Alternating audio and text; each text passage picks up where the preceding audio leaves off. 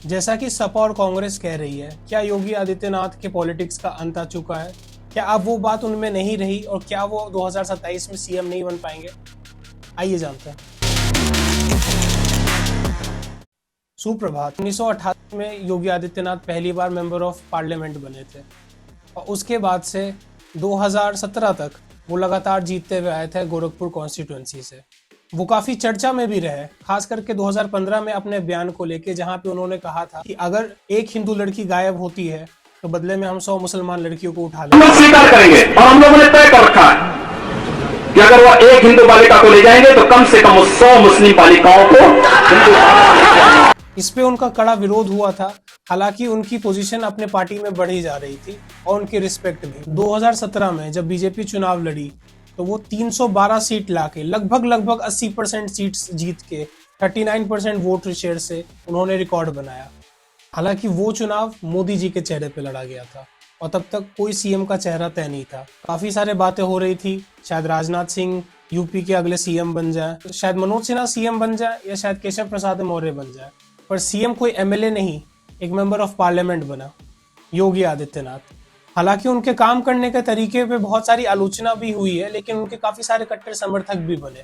बाबा जी, bulldozer बाबा जी, ऐसे कई सारे नामों से उनको जाना गया। हर तरफ हर जगह उनका नाम छाने लगा और मानो ऐसा लगा कि मोदी जी के बाद अगले प्रधानमंत्री शायद हमारे देश के वही बनेंगे अगर बीजेपी फिर से पावर में आती है तो। यूपी का चुनाव आया 2022 का। इस बार सीएम का चेहरा तय था। हालांकि 18% सीटें बीजेपी की घट गई, 312 से वो 255 पे आ गई 2022 की यूपी चुनाव में। लेकिन वोट शेयर उनका 10% बढ़ा, क्योंकि इस बार चारों अलग अलग नहीं बल्कि योगी आदित्यनाथ और एसपी के बीच में सबसे मेन लड़ाई थी। लेकिन फिर आता है वो साल जिसकी वजह से इस बार ये वीडियो बन रही है।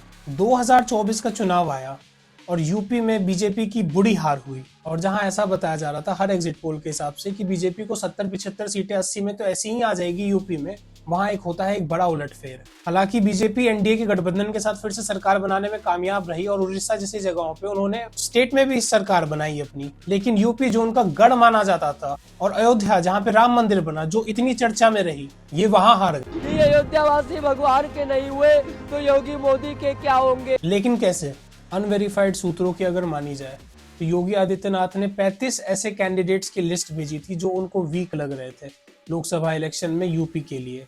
लेकिन उनकी बात को ना मानते हुए उन्हें फिर भी चुनाव लड़वाया गया और वो वहां पे बुरी तरीके से हारे। और इसके साथ ही अटकलें लगाई जाने लगी कि शायद 2027 का यूपी चुनाव भी अखिलेश यादव इतनी आराम से जीत लेंगे, क्योंकि योगी आदित्यनाथ का तो डाउनफॉल चालू हो गया है। वोट परसेंटेज की अगर हम बात करें तो बीजेपी जहां 49% उनको वोट मिला था 2019 में, वो घट के सीधा 41% पे आ गई। मतलब हर 8 में से एक आदमी ने बीजेपी को वोट इस बार नहीं दिया जिसने पहले उसे दिया था।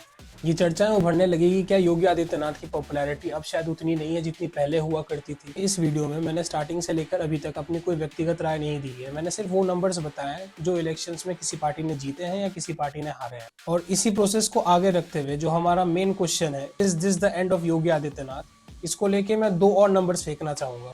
2024 के एंड में जब यूपी में असेंबली पोल हुए तो बीजेपी ने 9 में से 7 सीटें जीती यूपी में अंडर योगी आदित्यनाथ। और अभी दिल्ली इलेक्शन के साथ में मिल्कीपुर, जहां पिछली बार अवधेश सिंह जीते थे, वही अवधेश सिंह जिन्होंने अयोध्या में बीजेपी को समाजवादी पार्टी के टिकट से 2024 में हराया, और वहां पे बीजेपी के प्रत्याशी की जीत हुई 61,000 वोट्स के साथ।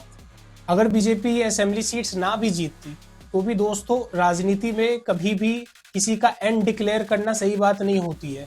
लालू यादव को लोग बिहार में खत्म मानते थे, लेकिन 2015 में नीतीश कुमार के साथ मिलकर उन्होंने वापस से अपनी सरकार बना ली। समाजवादी पार्टी को भी बोला जाता था कि शायद ये अब कुछ नहीं कर पाएंगे मुलायम सिंह यादव के बाद, लेकिन 2024 लोकसभा इलेक्शन में सबसे ज्यादा सीटें समाजवादी पार्टी ने ही यूपी में जीती हैं। शायद हम ये कह सकते हैं कि योगी आदित्यनाथ का ये प्राइम पीरियड ना हो, वो डाउनफॉल उन्होंने देख लिया है। लेकिन अगर मेरे को एक बाइनरी आंसर देना होगा कि is this the end of Yogi Adityanath, तो नंबर्स के हिसाब से और फैक्ट्स डेटा के हिसाब से मैं बोलूंगा नो। आज की वीडियो यहीं पे समाप्त होती है। अपनी राय कमेंट्स में जरूर बताइएगा।